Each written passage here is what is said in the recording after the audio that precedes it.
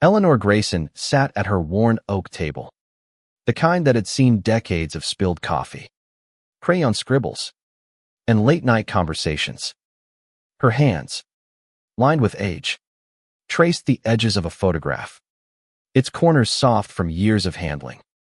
It was a picture of her son, Michael, at 10 years old, his gap-toothed grin wide as he held a paper kite they'd made together.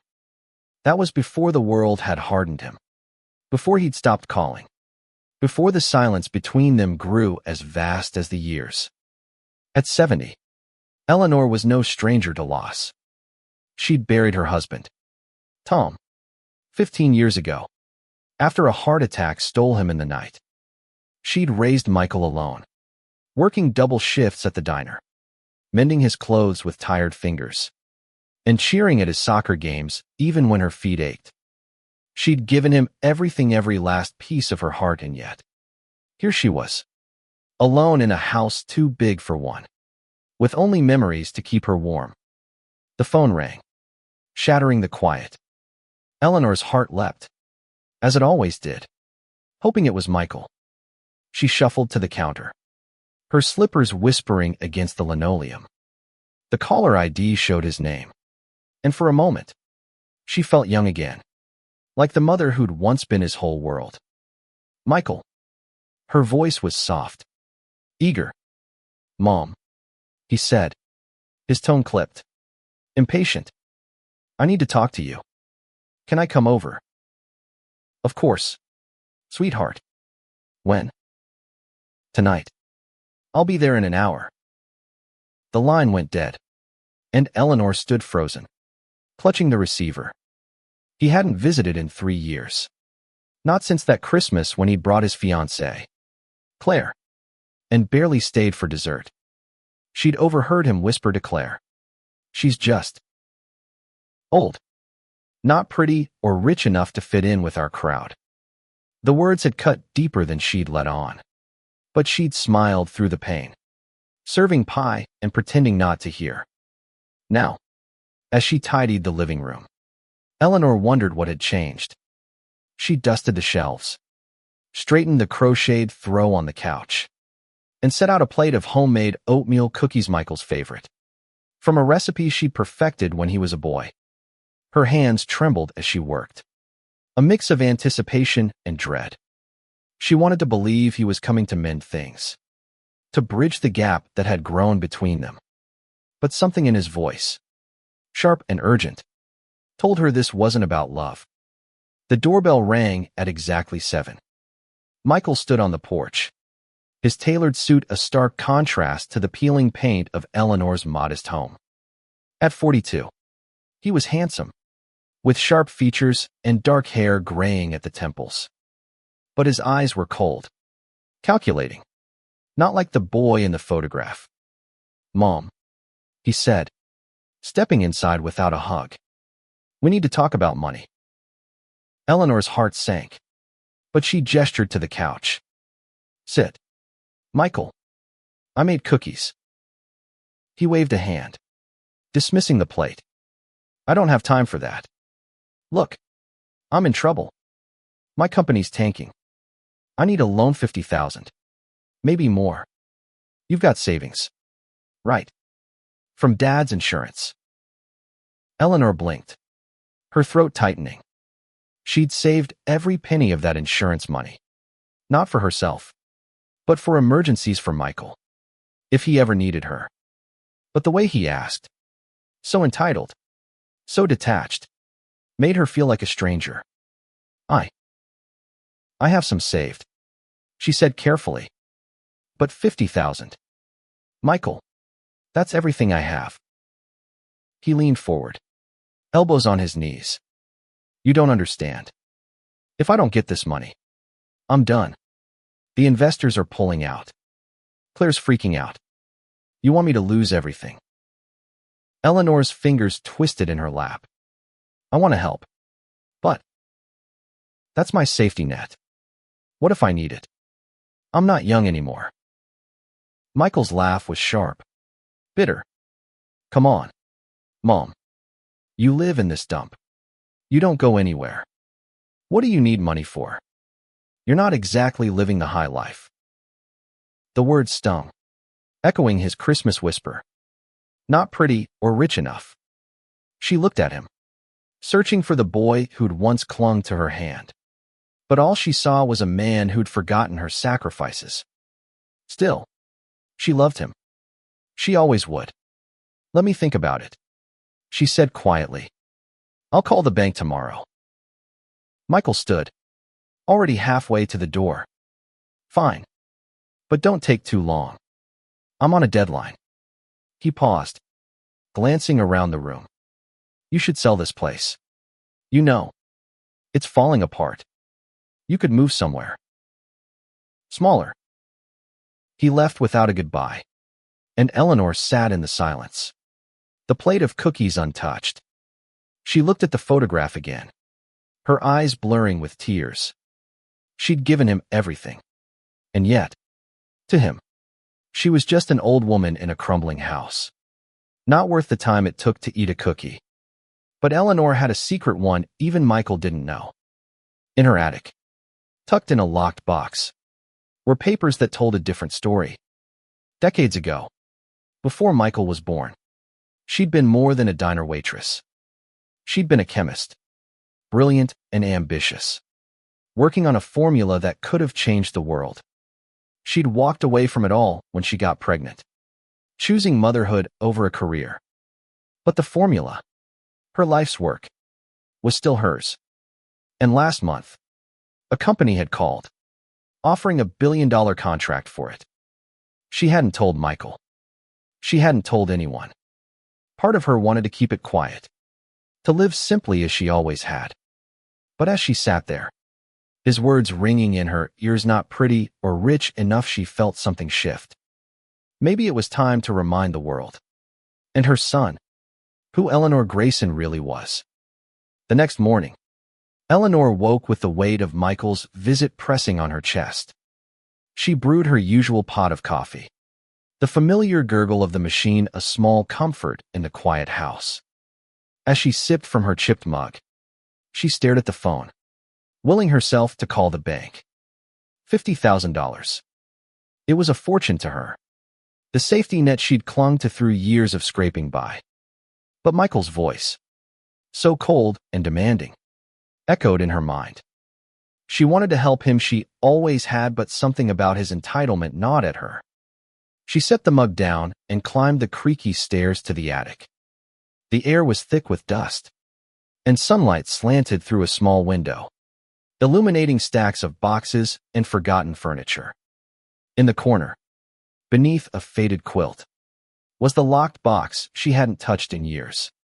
Her hands trembled as she turned the key, revealing a stack of yellowed papers, neatly bound with a rubber band. The title page read, Polymer Stabilization Formula, Eleanor Grayson, Ph.D. She'd been 25 when she started working on it, a young chemist with a fire in her belly.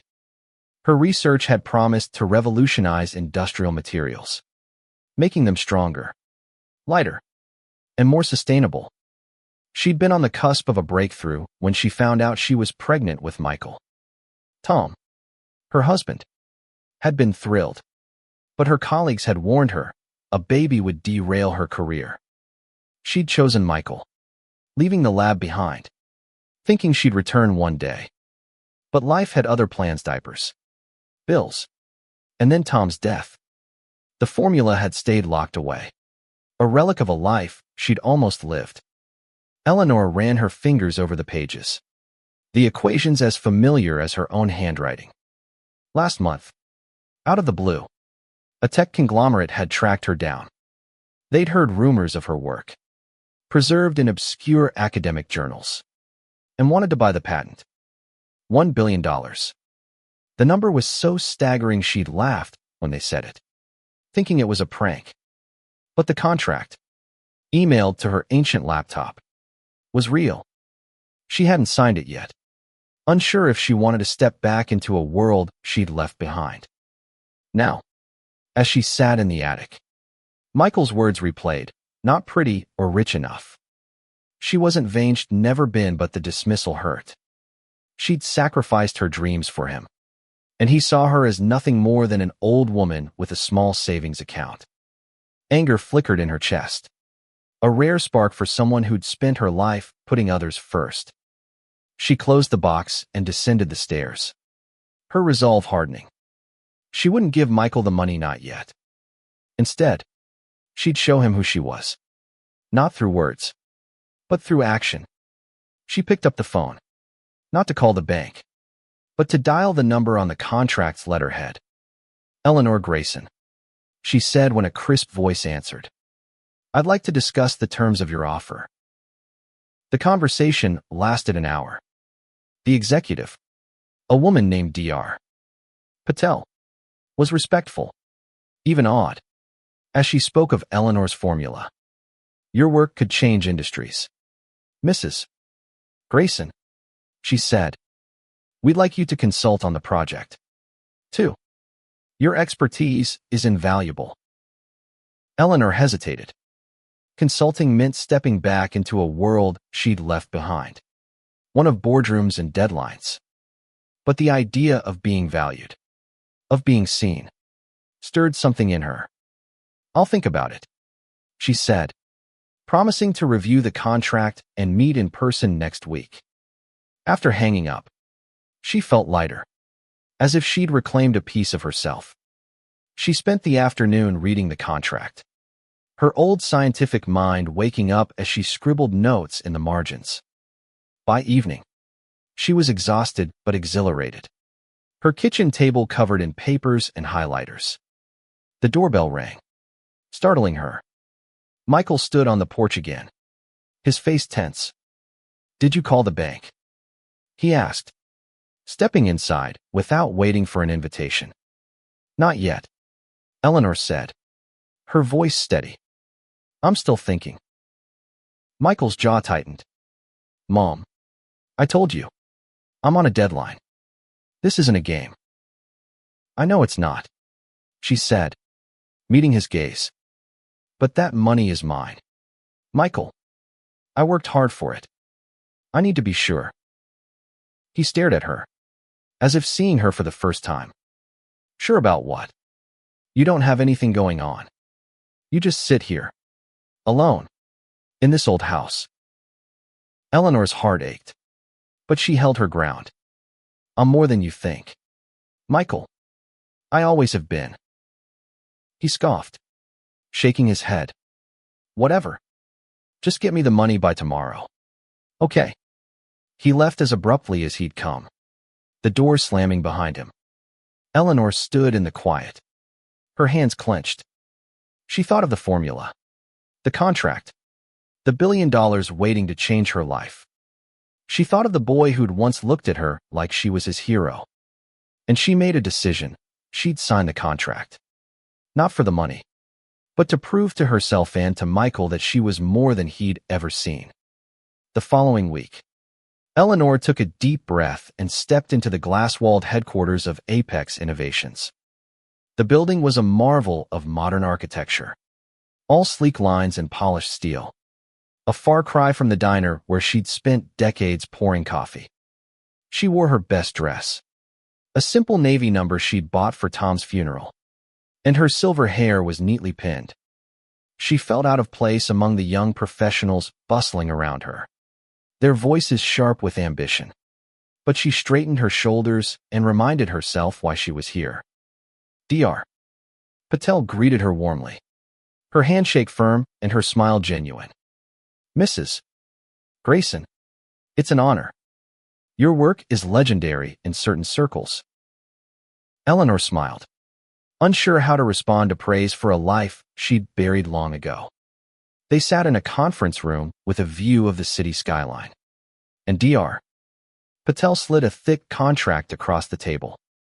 We're prepared to offer $1 billion for the patent, plus a consulting role if you're interested. Your formula could revolutionize sustainable manufacturing. Eleanor's hands rested on the contract, her mind racing. $1 billion. It was unimaginable. Yet here it was, real and tangible. She thought of Michael, of his dismissive words, and felt a surge of determination. "I'd like to consult," she said, "but I want to be hands-on. I need to see this through." Dr. Patel's eyes lit up. "We'd be thrilled. Let's set up a lab tour tomorrow. You can meet the team." As Eleanor left the building, her heart pounded with a mix of fear and excitement. She hadn't stepped into a lab in 40 years. But the thought of working again, of creating something meaningful, made her feel alive in a way she hadn't in decades. At home, she called Michael to tell him she couldn't give him the $50,000 not yet. "I'm working on something," she said. "It's important. I need the money for now." His voice was sharp, incredulous. "Working on something? Mom, you're 70. What could you possibly be working on?" "You'll see," she said, her voice calm but firm. "I'll help you when I can, but not like this." He hung up, angry, and Eleanor felt a pang of guilt. But she pushed it aside, focusing on the contract and the lab tour. The next day, she walked into Apex's state-of-the-art facility, her eyes wide at the gleaming equipment and humming computers. The team, a mix of young scientists and seasoned engineers, welcomed her with respect, some even asking for her input on their projects. For the first time in years, Eleanor felt seen not as an old woman, but as a mind, a contributor, a person with something to offer. Over the next few weeks, she threw herself into the work. She spent hours in the lab, tweaking her formula, collaborating with the team, and rediscovering the thrill of discovery. Her hands, once shaky with age, moved with purpose as she adjusted compounds and analyzed data. The team nicknamed her Dr. Grayson, a title she hadn't heard since her 20s, and it filled her with quiet pride. But at home, the silence from Michael grew heavier. He called once, demanding the money again, and when she refused, he stopped calling altogether. Eleanor tried to focus on the lab, but her thoughts kept drifting to him. She remembered the nights she'd stayed up, helping him with homework or soothing his fears after a nightmare. She wondered where that boy had gone, and whether she could ever reach him again. One evening, as she sat at her kitchen table, surrounded by lab notes, the phone rang. It was Dr. Patel. "Eleanor, we've had a breakthrough. Your formulate's exceeding expectations. We're presenting to the board next week, and we want you there. This could be huge." Eleanor's heart raced. "I'll be there," she said, her voice steady despite the butterflies in her stomach. She hung up and looked at the photograph of Michael, still on the table. She wanted him to see this, to know who she was. But more than that, she wanted to do this for herself to prove she was more than the mother he'd dismissed, more than the woman he'd forgotten. The boardroom at Apex Innovations was a world away from Eleanor's modest life. A long mahogany table gleamed under soft lighting, surrounded by executives in tailored suits and scientists in crisp lab coats. Eleanor sat at one end, her hands folded over a folder of notes, her heart pounding as she prepared to present her formula's results. At 70, she was the oldest person in the room, but the respect in the eyes of those around her made her feel timeless. Dr. Patel introduced her, her voice ringing with admiration. "Dr. Eleanor Grayson, the mind behind the polymer stabilization formula. We'll share our findings." Eleanor stood, her navy dress a quiet contrast to the sleek modernity of the room. She spoke clearly, her voice steady as she explained the formula's potential: stronger materials, lower production costs, and a reduced environmental impact. The board listened intently, some scribbling notes, others nodding in awe. When she finished, the room erupted in applause. The CEO, a silver-haired man named Mr.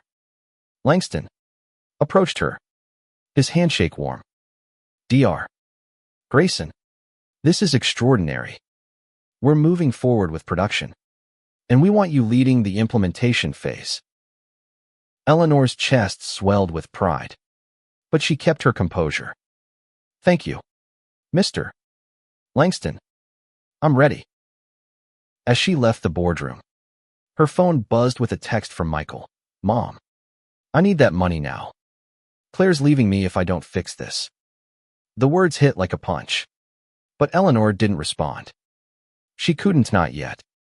She needed to focus on the work, on the legacy she was building, not just for herself, but for the world.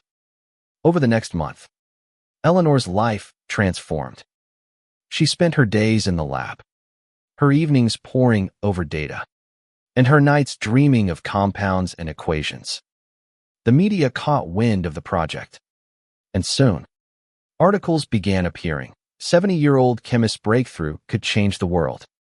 Her name, Eleanor Grayson, was everywhere, linked to a billion-dollar deal that had investors buzzing. But Michael remained distant. He called sporadically, each conversation more strained than the last. I saw your name in the news, he said once, his tone a mix of disbelief and resentment. What's this about $1 billion? Why didn't you tell me? I tried, Eleanor said softly. You didn't want to listen. You're my mother, he snapped. You're supposed to help me. I did, she said, her voice firm. I raised you. I gave you everything I had. Now I'm doing something for myself.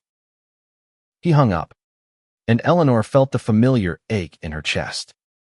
But she didn't cry. Instead, she went back to her work, finding solace in the lab, in the team that valued her, in the knowledge that she was making a difference. One afternoon, as she was calibrating a machine, Dr.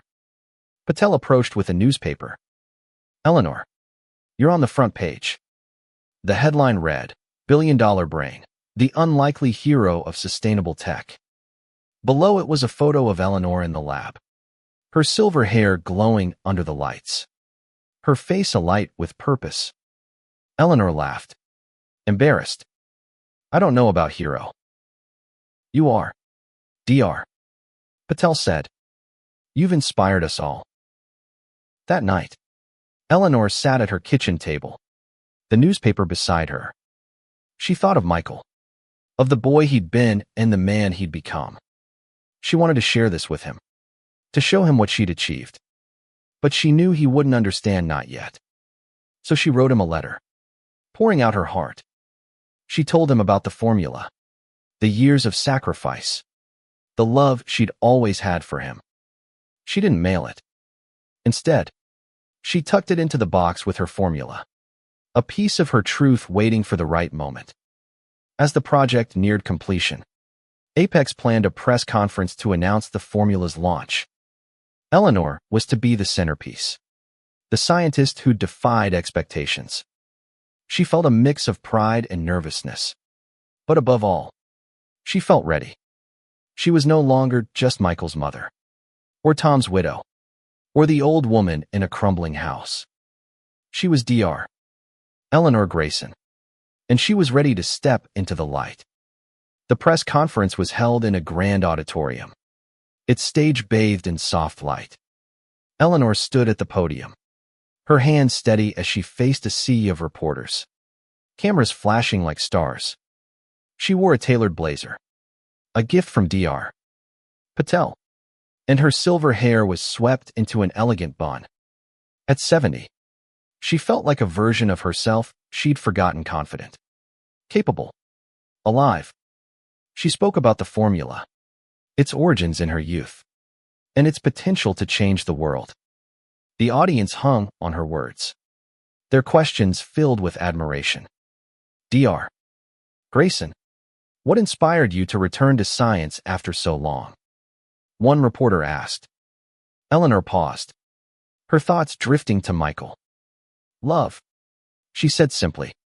Love for my family, for the world I want to leave behind, and for the person I used to be. The room erupted in applause, and Eleanor's heart swelled. She scanned the crowd, hoping to see Michael. But he wasn't there. She hadn't heard from him in weeks. Not since their last argument. Still, she held on to hope, believing that one day he'd see her for who she was. After the conference, as she signed autographs and shook hands, a young woman approached her. Dr. Grayson, I'm Claire, Michael's fiancée. Eleanor's breath caught. Claire was striking, with sharp cheekbones and nervous eyes. Michael's here, she said. He saw the conference on TV. He wants to talk. Eleanor's heart raced as she followed Claire to a quiet corner of the auditorium. Michael stood there, his suit rumpled, his face a mix of emotions: anger, shame, all. For a moment, neither spoke. Mom, he said finally, his voice breaking. I didn't know. Eleanor looked at him, seeing the boy she'd raised beneath the man he'd become. You never asked, she said softly. You saw an old woman, not me. He flinched, his eyes dropping to the floor. I was wrong, he said. About the money. About you. I saw your name on that contract. On the news. I didn't know you were. This. Eleanor's throat tightened. I'm still your mother, Michael. But I'm also more. I always was. He nodded, tears in his eyes. I'm sorry, Mom. I've been awful. I was desperate. I didn't see you. She reached for his hand, her touch gentle but firm. I know. But you can start now. They stood in silence, the weight of years between them. Claire watched, her own eyes misty. He's been a mess, she whispered. He loves you. You know. He just didn't know how to show it. Eleanor nodded, her heart aching with love and forgiveness. She didn't give Michael the $50,000 that day, but she gave him something more: a chance to rebuild, to see her as she truly was. They agreed to meet for dinner the next week, a small step toward mending what had been broken. Back home, Eleanor sat at her kitchen table, the photograph of young Michael beside her. She opened the letter she'd written, reading her own words about love and sacrifice. She added a new line: I'm proud of who I am, and I hope one day you'll be proud of me, too. She mailed the letter the next day, along with a check for $10,000, not the full amount, but enough to help Michael start over, with the promise that he'd come to her not as a debtor, but as a son. The weeks that followed were a whirlwind. Eleanor's formula launched to global acclaim, with industries clamoring to adopt it. She traveled to conferences, spoke at universities, and mentored young scientists, her name now synonymous with innovation and resilience. At 70, she was living a life she'd never imagined, one where her voice mattered, where her work shaped the future. But the greatest change was with Michael. Their dinner had been tentative, filled with awkward silences, but it was a start. Over time, they met more often, rebuilding their bond one conversation at a time. Michael began to open up about his struggles as failing company, his fears of losing Claire, his shame at how he'd treated his mother. Eleanor listened, not judging, but guiding him with the same love she'd always given. One evening, as they sat in her living room, Michael picked up the photograph of himself as a boy. I remember this, he said, his voice soft. You made that kite. I thought you were the strongest person in the world. Eleanor smiled, her eyes misty. I'm still here, Michael. I never left. He hugged her then, the first real hug in years, and Eleanor felt the pieces of her heart come together. They weren't fully healed. Not yet. But they were trying. And that was enough. Eleanor continued her work at Apex, balancing her role as a scientist with her role as a mother. She set up a foundation with part of her earnings, funding scholarships for women in science. ensuring others wouldn't have to choose between dreams and family as she had. She named it after Tom, a tribute to the man who'd believed in her even when she doubted herself. One day, as she stood in the lab, watching her formula come to life in a new prototype, Michael visited. He'd started a new business, smaller but more honest, and Claire was by his side, their wedding plans back on track. He looked at Eleanor, surrounded by machines and equations, and said, "I'm proud of you, Mom. I always should have been." Eleanor's heart swelled, not with the pride of her achievements, but with the knowledge that her son finally saw her not as old or unworthy, but as the woman who'd shaped his world and now shaped the world beyond. She took his hand, and together they watched the future unfold, a future built on love, forgiveness, and the strength she'd always carried within. As she stood there, the photograph of young Michael flashed in her mind, a reminder of the boy who'd once been her everything. She'd given him her heart, her dreams, her life. And now, at 70, she'd given herself something, to a legacy that would outlive her, a story of a woman who was more than enough.